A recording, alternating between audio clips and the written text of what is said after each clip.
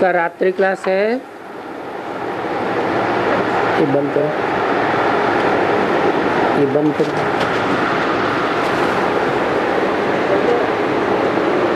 20 जून 1964 जो आए बाप के पास, माता पिता के पास, वो अपना अनुभव सुनाए हम कैसे कांटे से फूल बन रहे हैं, अथवा कैसे शूद्र वर्ण से ब्राह्मण वर्ण, फिर ब्राह्मण वर्ण से देवता वर्ण बनेंगे।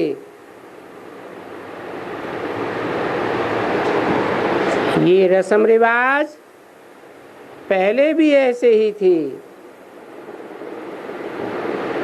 और कोई जन्म में ऐसी बातें नहीं होती हैं।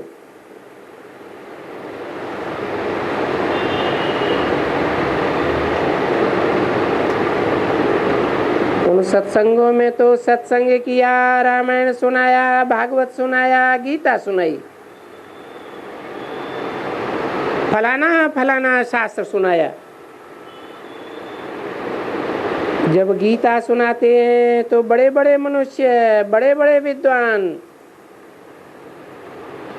और बड़े बड़े सन्यासी वगैरह रहते हैं। बॉम्बे में एक चिन्मय आनंद है,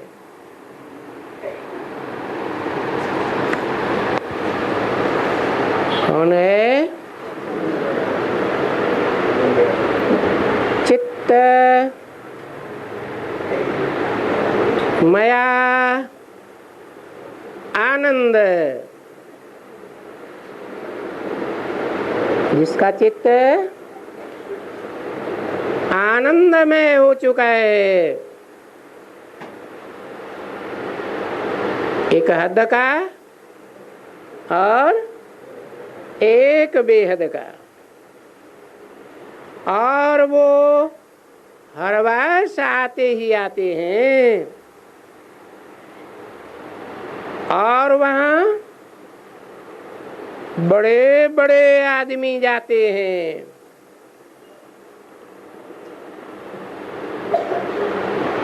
चिन्मयानंद हद का तो बड़े बड़े आदमी भी कहाँ के होंगे? है हद की दुनिया के। और अगर चिन्मयानंद बेहद का है तो बड़े बड़े आदमी भी कहाँ के होंगे? हैं बेहद की दुनिया के, खास करके 21 जन्मों के, फिर 84 जन्मों के भी बड़े बड़े। उन बड़ों बड़ों का हिस्ट्री में नाम तो आता है, बच्चे जानते हैं। इन दुनियावी विद्वानों की बुद्धि में तो सब ठीकरियां भरी हुई हैं।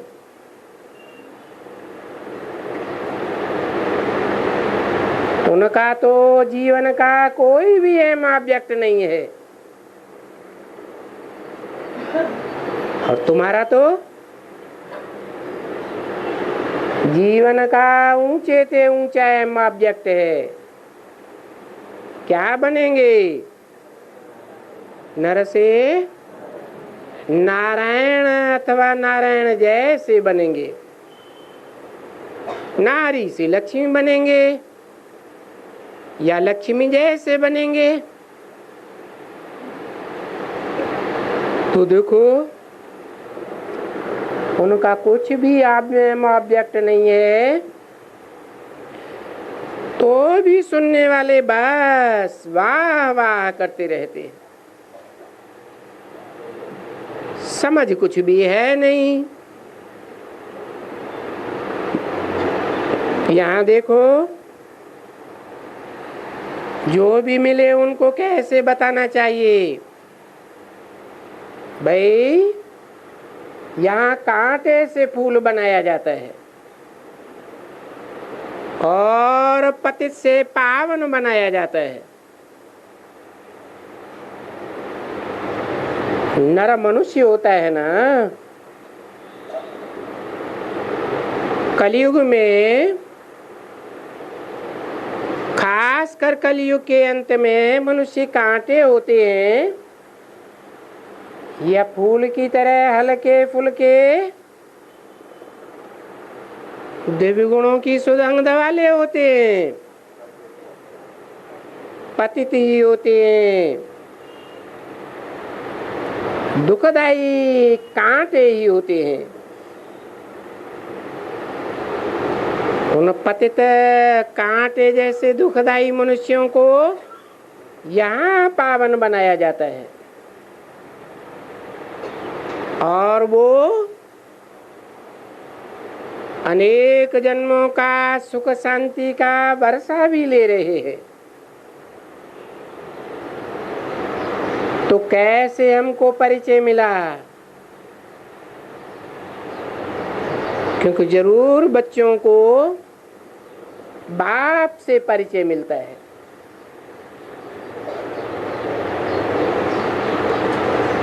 फिर बच्चे ही बाप का शो करते हैं। ऐसे नहीं है कि बच्चे हों और बाप न हो, नहीं तो फिर परिचय क्या देंगे? किसका परिचय देंगे?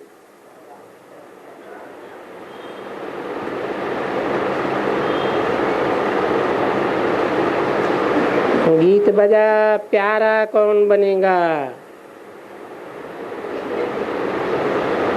हम बच्चे ही प्यारे बनेंगे।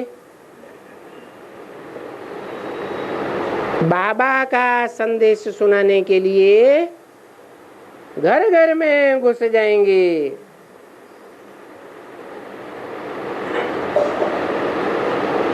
परंतु दुनिया वाले तो ऐसा नहीं कर सकेंगे। कैसा है? घर घर में घुस जाएंगे। 500 करोड़ मनुष्य हैं तो घर कितने होंगे?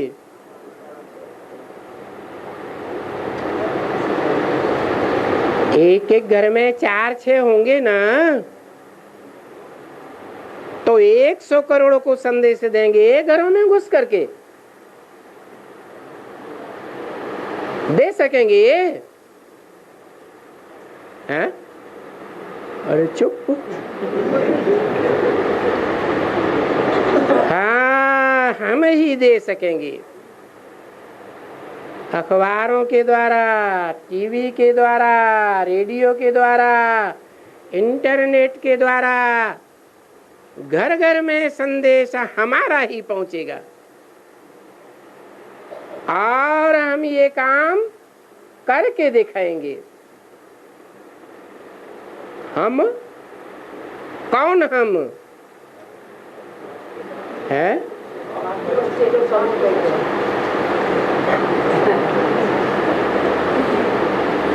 इस्लामी, बौद्धि, चंद्रवंशी आदि नहीं। वो तो अभी भी माथा मार रहे हैं। बहुत बड़े बड़े प्रोग्राम करते हैं, कॉन्फ्रेंस करते हैं, परंतु क्या दुनिया के घर घर में संदेश पहुंचा? अच्छा, इंडिया के घर घर में संदेश पहुंच गया? नहीं पहुंचा। परंतु हम करके दिखाएंगे। इसके लिए बच्चों को बाप की पहचान जरूर देनी चाहिए।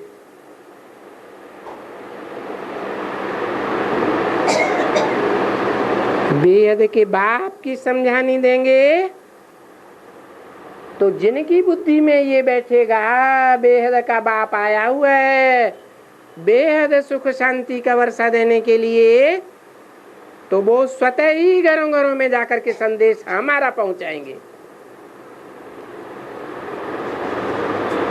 और उस संदेश देने के निमित्त हम भी बनेंगे या नहीं बनेंगे? हमारा हिस्सा बनेगा या नहीं बनेगा? जैसे औरों को समझानी दी जाती है ना, वैसे इन बच्चों को भी समझानी दो। इन माने कौन से हैं? इन, इसे, ये है। किसको कहा जाता है? सन्मुख वाले को कहा जाता है या बाजू वाले को कहा जाता है? तो बाजू वाला कौन हुए? सिर्फ ब्रह्मा बाबा, ब्रह्मा अथवा ब्रह्मा के जो भी फॉलोअर्स हैं, जो अपन को बी के कहलाते हैं। इन बच्चों को भी समझानी देना है। इन बच्चों को तुम ही समझानी देते हो ना। ये इतने बैठे हैं, कहाँ से आए हैं? इन बच्चों में से ही आए ना। तो समझानी किसने दी है? तुम बच्चों ने ही समझानी दी है सबको। देखो, ये जीवात्मा है, इस जीवात्मा में आत्मा है, और ये आत्मा शरीर छोड़ देती है। इसको कहा जाता है कि शरीर मर जाता है, फिर आत्मा जाकर के दूसरे शरीर में बैठती है।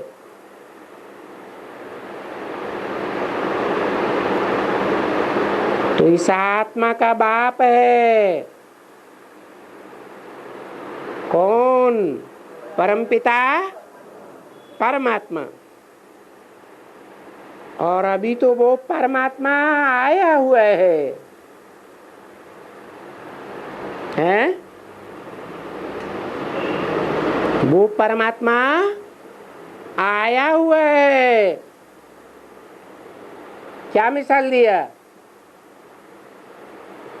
दुनिया में आत्माएं शरीर छोड़ती हैं तो शरीर मर जाता है, और आत्मा है बाप के घर में जाके जन्म लेती है।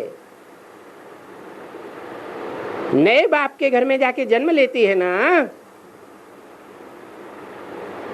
तो तुम्हारा भी बेहद का बाप आया हुआ है। फिर क्या करना है?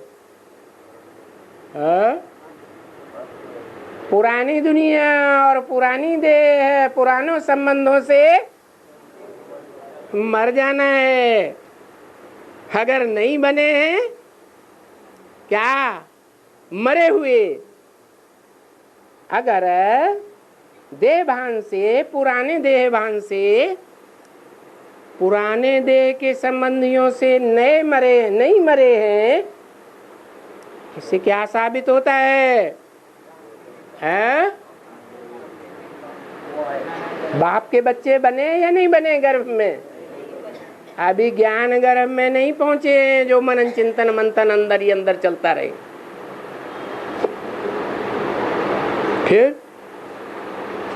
फिर क्या बीच में भूत प्रेत बने हैं? अरे भूत प्रेत किनको कहा जाता है? हैं? बाबा ने भूत किनको बताया? काम, क्रोध, लोभ, मोह, अहंकार, ये भूत है ना। तो अपने दिल से पूछना है कि हम पुराने जन्म से, पुराने जन्म के देह के संबंधियों से हमारा ममत्व टूट गया है, कि चालू है?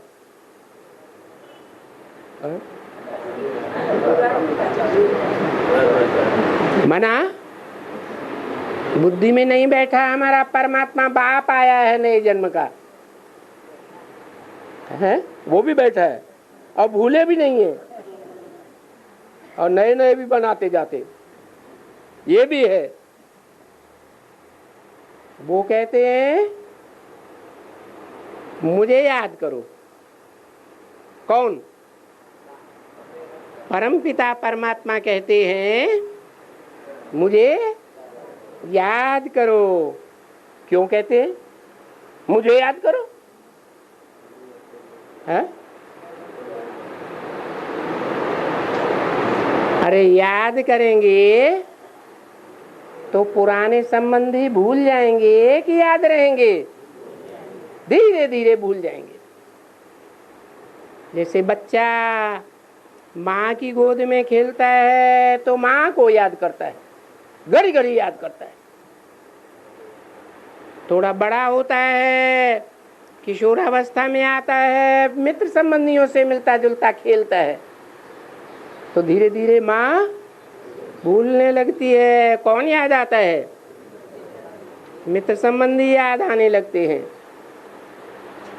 ऐसे होता है ना? है? जब नया संबंध जोड़ते हैं और नए संबंध की प्राप्ति का पता चलता है कि बेहद का बाप है, बेहद की प्राप्ति कराता है, तो पुराने संबंधियों की याद टूटती है या नहीं टूटती है? हैं? टूटनी चाहिए या नहीं टूटनी चाहिए? टूटनी चाहिए। तो बाप कहते हैं मैं तुमको बैकुंठ में ले चलूंगा। कब? कब ले चलूंगा? है? अरे क्या इशारा दिया? जब पूर्व जन्म के लौकिक संबंधियों को याद करना भूल जाएंगे और एक बाप दूसरा न कोई ऐसी स्टेज बन जाएगी। बच्चे ये भी उन बच्चों को बच्चों ने सिखलाया तो भी ये पार हो जाएंगे। क्या कहा है? ये बात भी सिखलानी है उन बच्चों को, तुमको नहीं, इनको नहीं, किनको? उन बच्चों को जो और धर्म में कन्वर्ट हो जाते हैं या हो गए हैं। उन बच्चों को तुम बच्चों ने सिखलाया तो भी ये पार हो जाएंगे। कैसे प्यार हो जाएंगे? याद से पार हो जाएंगे। इस पुरानी दुनिया के देह के संबंधों से पार हो जाएंगे, क्योंकि इस अविनाशी ज्ञान का विनाश नहीं होने का है। तो इनका भी हक है, उन बच्चों का भी हक है, इनका भी हक है। बाकी अच्छा,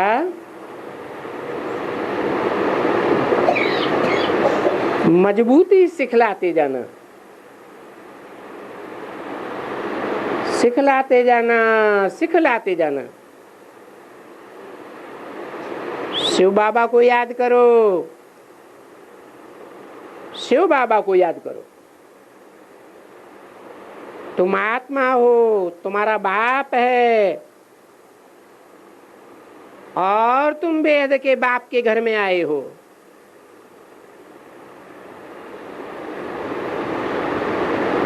ये तुम ही पार्ट बजाती हो। किसको बोलना है? हैं? किनको बोलना है? तुम बाप के घर में आई हो, किसको बोलना है? अरे सन्मुख वाले बच्चों को बोलना है या उन चंद्रवंशियों को बोलना है? इनको आने वाले हैं या नहीं? अपने ही चंद्रवंश में रहेंगे या तुम्हारे घर सूर्यवंश बेहद के परिवार में आवेंगे? आवेंगे ना। तो बोला तुम बाप के घर में आई हो और तुम ये पार्ट बजाती हो। ये पार्ट माना है? अरे चंद्रवंशियों का पार्ट अपना, इस्लामी बौद्धियों का पार्ट अपना और सूर्यवंशियों का पार्ट अपना, जो तुम पार्ट बजाती हो। ऐसे ऐसे मीठी मीठी बातें करना तुमको सीखना भी है, नहीं तो कोई जिज्ञासु आता है, उसके दिल को जो बात पसंद नहीं होती है, ज्ञान के अहंकार में आकर के तुम वो बातें भी उनको सुना देते हो,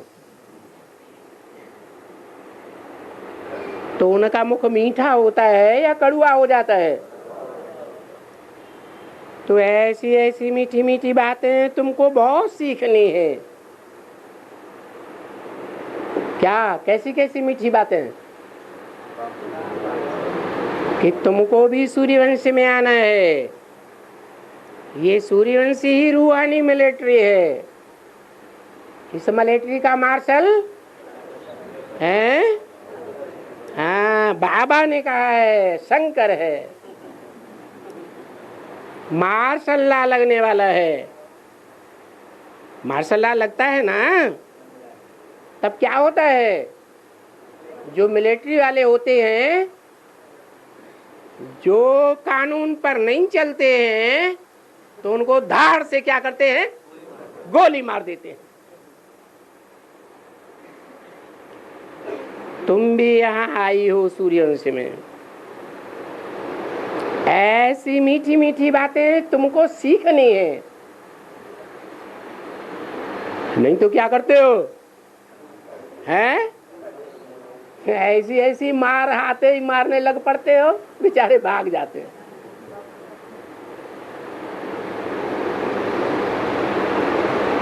कोई भाई ने कहा, बाबा वैसे भी ये धारणा करती है, जो बाहर का कुछ भी खाती पीती नहीं है। अरे ये तो वंडरफुल नॉलेज इनको मिलती है, और फिर ये नॉलेज बैठ करके समझें, सुनें, जैसे ये इन चित्रों पर भी समझाते हैं ना।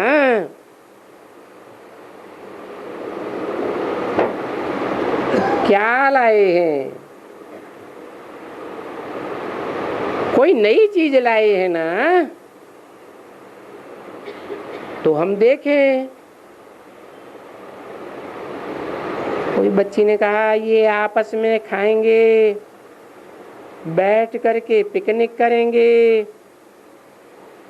ये फैमिली है।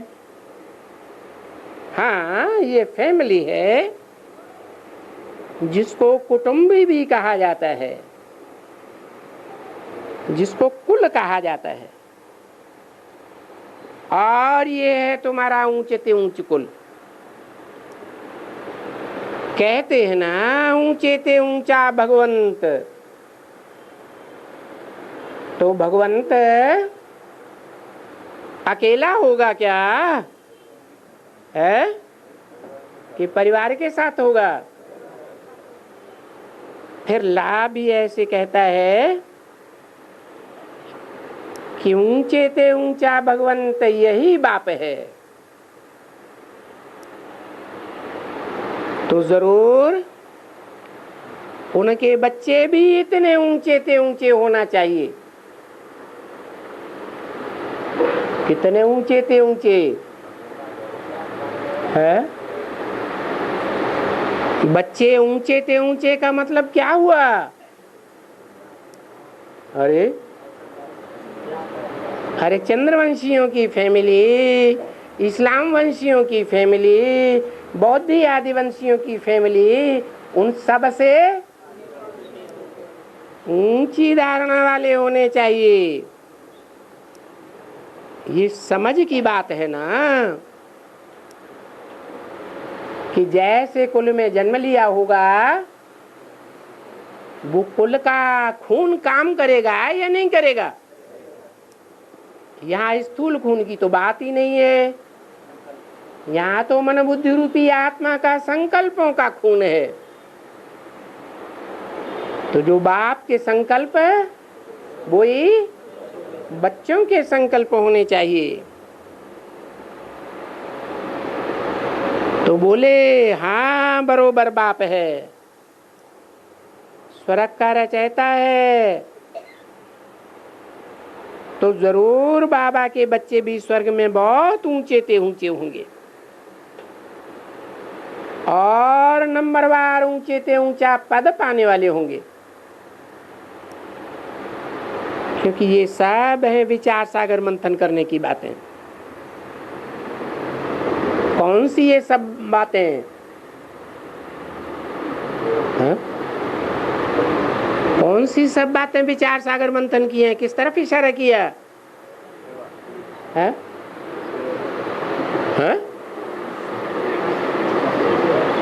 अरे जो ऊंचे ते ऊंचे पद पाने वाले हैं, वो पद पाने वाले विचार सागर मंथन करके अपने पद को अपने आप डिक्लेयर करेंगे कि बाबा डिक्लेयर करेंगे? तो मंथन तो करना पड़ेगा ना कि ऐसे ही ऊंचे ते ऊंचे पद वाले हो जाएंगे।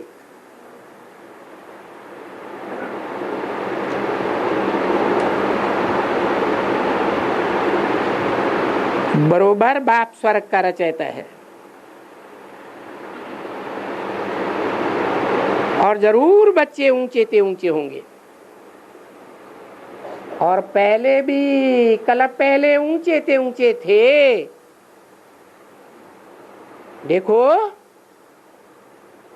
ये चित्र हैं उनके। कौन से चित्र हैं? कल पहले जिन बच्चों ने ऊंचे पद पाए थे उनके ही ये चित्र हैं। उनकी राजधानी थी। जरूर ये राजधानी ऊंचे ते ऊंची। और अभी कलयुग में फिर नीच ते नीच बन गए। अभी ये कौन आया? उन नीचे ते नीचे बच्चों के बीच में ये कब आया? द्वापर में आया।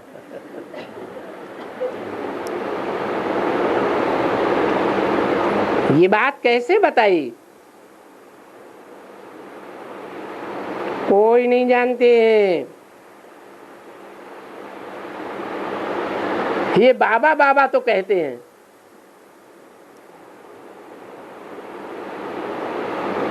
परंतु पता तो इन विचारों को भी नहीं है कि कौन आया, कब आया और ये बात कैसे कैसे बताई। बात तो बड़ी सहज है, फिर देखो कोई नहीं समझते हैं। तो ऐसे कहा जाए कि माया ने कोई बड़ा ताला डाल दिया है, बिल्कुल बड़ा ताला।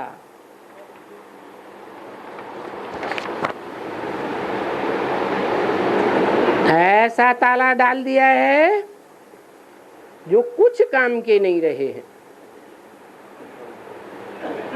पत्थर बुद्धि बन गई है किनकी? है? अरे कब की मुरली है? 64 की मुरली है। उस समय कौन थे और सामने बैठने वाले कौन थे?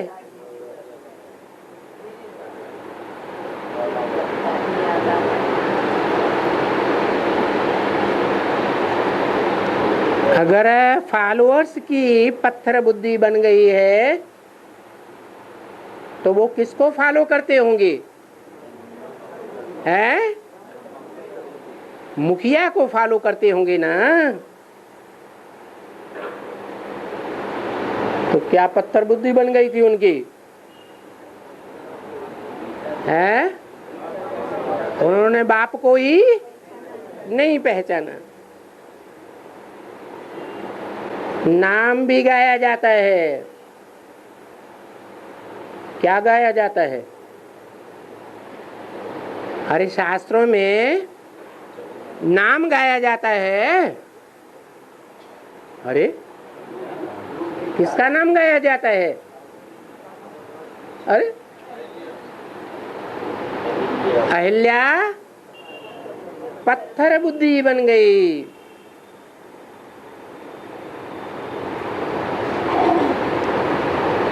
अहिल्या पत्थर बुद्धि बन गई।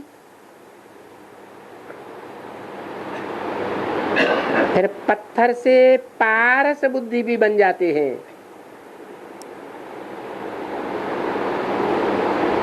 तो बच्चों को अर्थात उन अहिल्याओं कुब्जाओं ज्ञान तो है ना, उनको कितनी खुशी होनी चाहिए। बस इनसे बड़ा पोजीशन दुनिया में कोई का नहीं है। और तुम्हारे जैसा भविष्य की जन्मों में साहूकार भी कोई नहीं बन सकता सारे कल्प में। भले इस समय में किसके पास कितना भी धन हो, परंतु तुम्हारे आगे सब भरतनाट्य पैनी। तो बच्चों को हमेशा खुशी में रहना चाहिए। परंतु ये खुशी है ही छुआ मुआ की भांति। छुआ मुआ क्या होता है? एक घास होती है छुई मुई, उसको दूर से भी उंगली दिखाओ तो मुरझा जाती है। माया भी मुरझा देती है।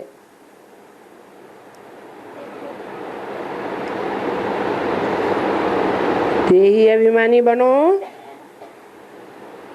तो खुशी, और उसी समय देह अभिमानी बनो तो कुछ न कुछ माया का परछावा आ जाता है। समझा ना? और ये सेकंड की बात होती है।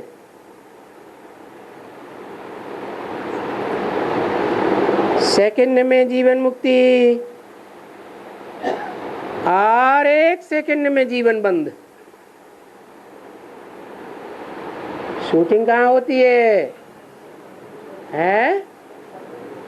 अभी अभी मौजों का युग मनाए रहे हैं, मौज कर रहे हैं।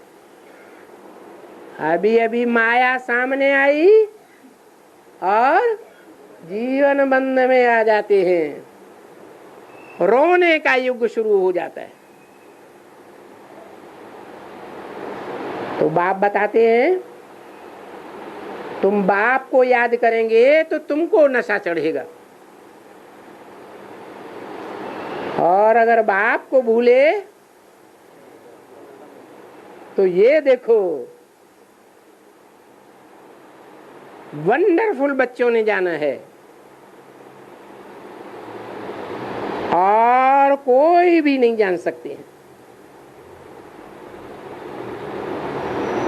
अभी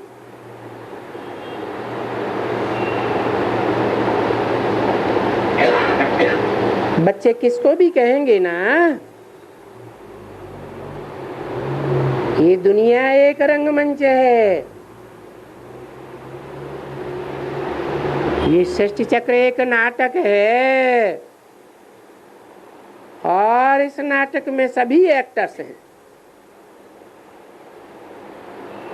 और जरूर ये कर्म क्षेत्र है। क्षेत्र माने है, क्षेत्र माने स्थान,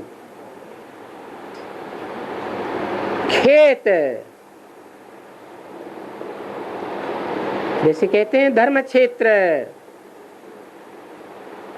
धर्म करने का स्थान, कर्म करने का स्थान। गीता में लिखा है ना, धर्म क्षेत्रे कुरुक्षेत्रे। कुरु माने कर्म। तो वो तो समझते हैं कि द्वापर में कोई धर्म क्षेत्र था, द्वापर में कुरुक्षेत्र था। भगवान कृष्ण के रूप में द्वापर के अंत में आया, और कौन सा स्थापन युग करके गया? पापी कलयुग स्थापन करके गया। वाह भाई वाह, वाह रे भगवान, तूने काम तो बहुत अच्छा करके दिखाया। तो देखो, भगवान की भी ग्लानि करते हैं ना, ग्लानि की या महिमा की? ग्लानि कर दी। समझते नहीं है कि द्वापर के आदि में, सतो प्रधान द्वापर युग में जो पहला पहला गीता ग्रंथ लिखा गया, वो सतो प्रधान होगा, भगवान की महिमा बढ़ाने वाला होगा, या ग्लानि करने वाला होगा? पहले ही श्लोक में सटा का नटा कर देते हैं। जब कहा गया धर्म क्षेत्र, ये संसार एक रंगमंच है, इसमें अनेक धर्म हैं। कलयुग के अंत में कौन से युग में अनेक धर्म होते हैं? हर एक धर्म पिताओं की अपनी अपनी धारणाएं, उन धारणाओं को लेकर के जो अपने अपने भक्ति मार्ग में कर्म कांड करते हैं, उन कर्म कांडों में भी झगड़ा पैदा होता है कि नहीं होता है? मुसलमान क्रिश्चियन कहते हैं हम जमीन में गाड़ेंगे, यही अच्छा है, यही कर्म करना चाहिए। और हिंदू क्या कहेंगे? नहीं नहीं, जमीन में नहीं गाड़ सकते, हम तो जलाएंगे। फिर दोनों से पूछा जाए क्यों? कारण बताओ, तो कारण बता सकेंगे? नहीं बता सकेंगे। परंतु तुम बच्चे कारण बता सकेंगे कि मुसलमान धर्म की जो आत्माएं हैं, या मुसलमान धर्म में जो कन्वर्ट होने वाले हैं, वो अपने देह अभिमान को कलयुग के अंत में नहीं जला पाते। भगवान के बार बार समझाने पर भी अपने देह भान को नहीं जला पाते, देह भान में रह जाते हैं। देह को मिट्टी कहा जाता है, इसलिए भक्ति मार्ग में उनकी परंपरा में क्या करते हैं? हाँ, मिट्टी में दबा देते हैं। तो कल्याण हुआ या अकल्याण हुआ? देह अभिमान की मिट्टी में आत्मा को दबाना चाहिए, या देह अभिमान की मिट्टी से आत्मा को उबार करके स्वतंत्र कर देना चाहिए। तो देखो, ये सारी दुनिया धर्म क्षेत्र भी है, और कर्म क्षेत्र भी है। अनेक प्रकार के कर्मकांड अलग अलग धर्म पिताओं ने स्थापन किए हैं और सब अपने को श्रेष्ठ कहते हैं और धर्मों के आधार पर एक दूसरे से झगड़ते हैं। इसलिए इस दुनिया को कलह युग कहा जाता है। तो जरूर ये कर्म क्षेत्र है। अभी ऐसे नहीं कहा कि जहां से आत्माएं आती हैं वो कोई कर्म क्षेत्र है? सोल वर्ल्ड से आत्माएं आती हैं। मुसलमान कहेंगे अर्श में खुदा रहता है, तो खुदा के बच्चे भी अर्श से आते होंगे।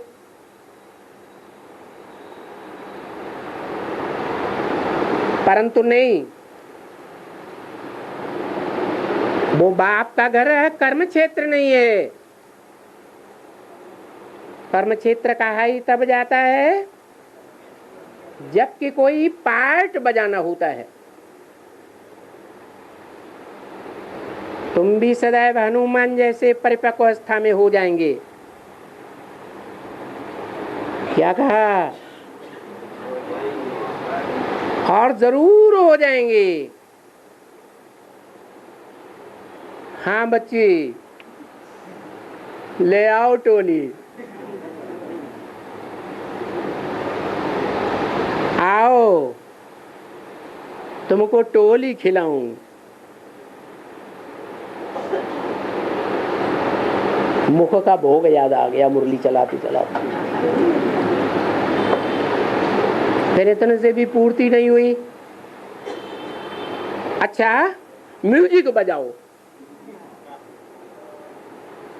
कानों का भी भोग चाहिए। और मुरली में क्या बोला है? गीत गाना नहीं है, वास्तव में गीत सुनना भी नहीं है। क्यों? भक्ति मार्ग है। क्यों? अरे भक्ति मार्ग में बुद्धि भागती रहती है, टिकती नहीं है। जो कारणकारी का विश्लेषण कर सके, कोई कार्य करना है तो क्यों नहीं करना है, क्यों करना है, और नहीं करना है तो क्यों नहीं करना है। यहाँ तो ज्ञान मार्ग है। ज्ञान क्या कहता है?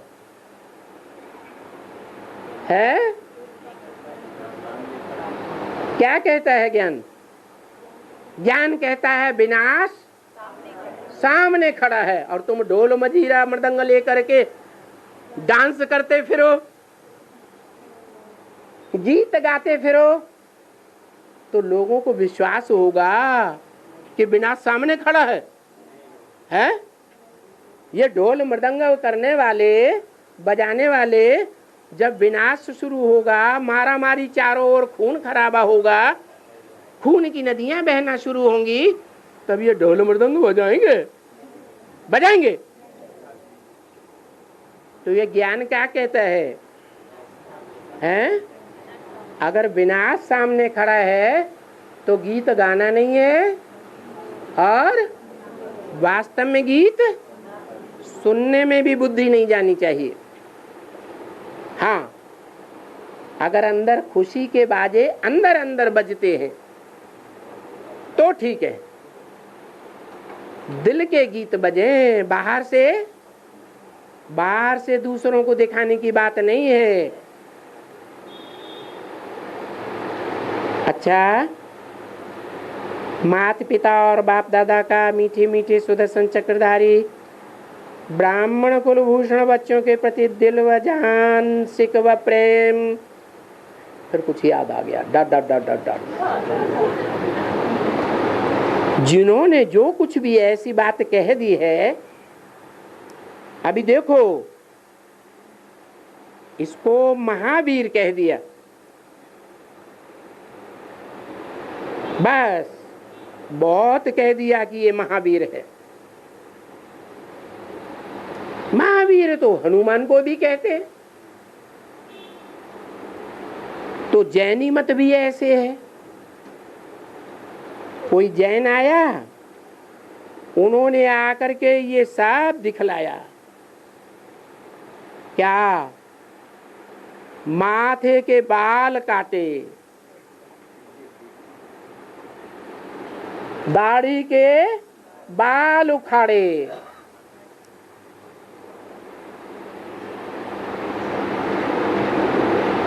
बाल उखाड़ देते हैं। किस लिए है? नहीं, वैरागी क्या बाल उखाड़ते हैं? नहीं, वो कहते हैं कि हम जैनी हैं। क्या है? जिन की औलाद, जिन के फॉलोअर। जिन माने जिन्होंने इंद्रियों को जीता है।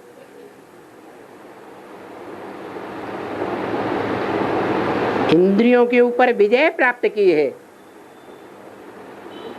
उनको स्वर्ग में क्या कहा जाता है? हैं? अरे देवता। जो देवताएं होते हैं उनको दाढ़ी मूछ के बाल नहीं होते हैं। तो कोई जैन आया, उन्होंने ये सब करके दिखाया। अभी ड्रामा में रस्म पहले से ही नुदी हुई है। जो ऐसे ऐसे आते हैं,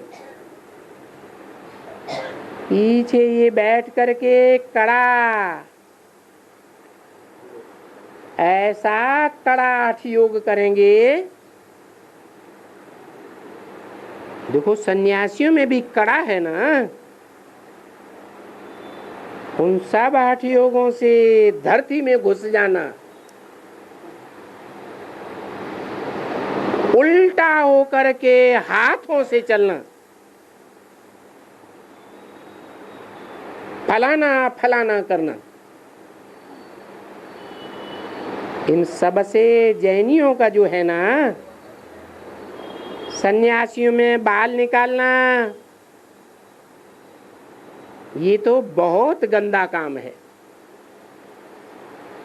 क्या? चाहे भाई हो और चाहे माताएं कन्याएं हो, जो भी जैन धर्म में सन्यासी बनते हैं तो क्या करते हैं?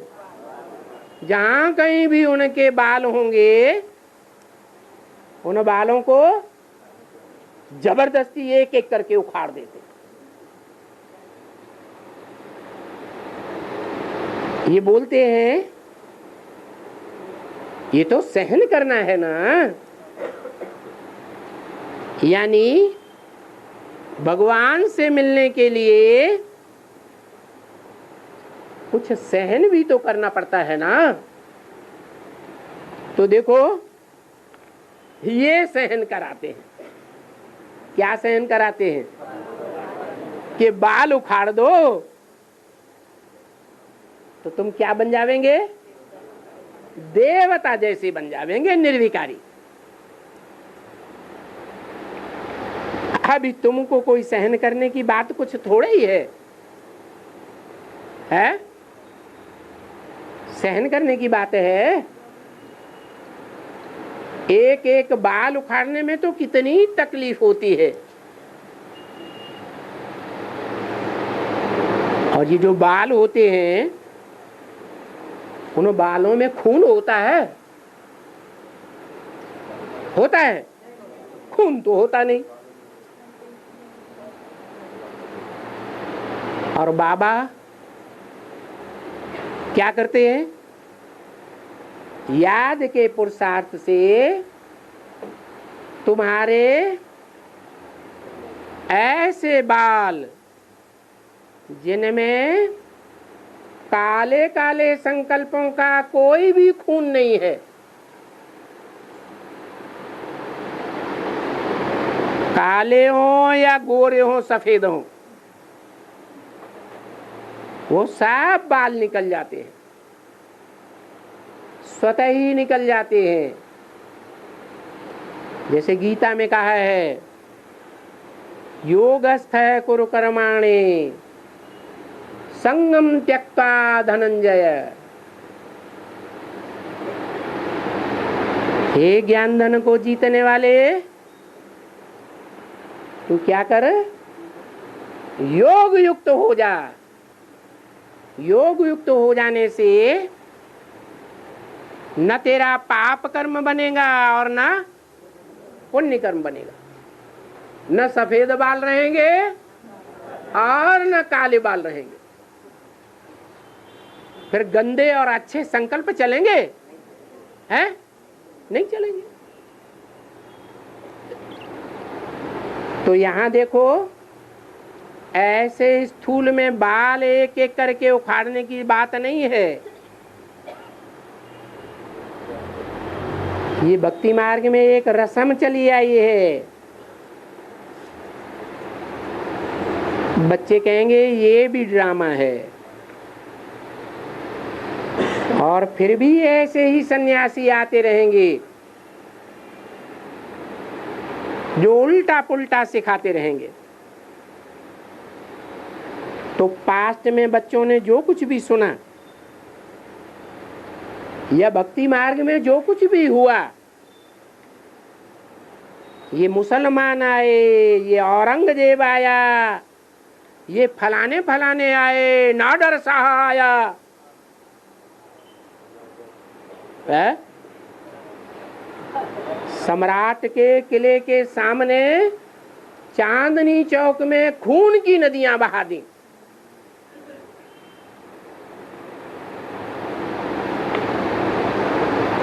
अगले कल्प में ये फिर ऐसे ही होंगे। और शूटिंग कहाँ होती है?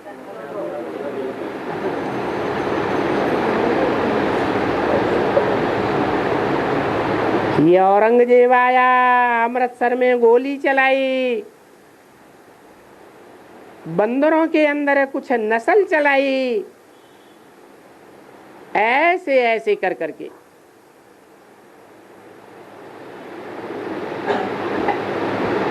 मालूम है तुम बच्चों को? हिस्ट्री में सुना है, फिर ये सब होगा। ये कांग्रेस का, ये फलानों का, ओ बहु जो कुछ ड्रामा में होता है, भले ये तुम्हारा साक्षात्कार है, चाहे बुद्धि का साक्षात्कार है, चाहे बंद आंखों का साक्षात्कार है। अच्छा, तुम बच्ची बैठ करके भोग लगाती हो, तो ड्रामा में जो जो भी है भोग वगैरह, जो भी ड्रामा में है सो ही होता रहता है। साक्षी होकर के एक्ट में आना होता है, और फिर इस एक्ट को देखना भी होता है।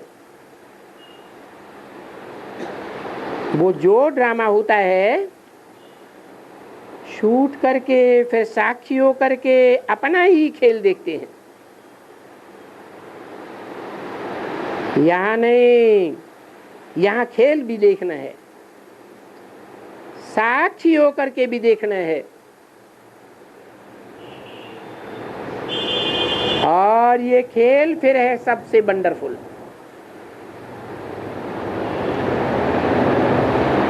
अच्छा, ओम शांति।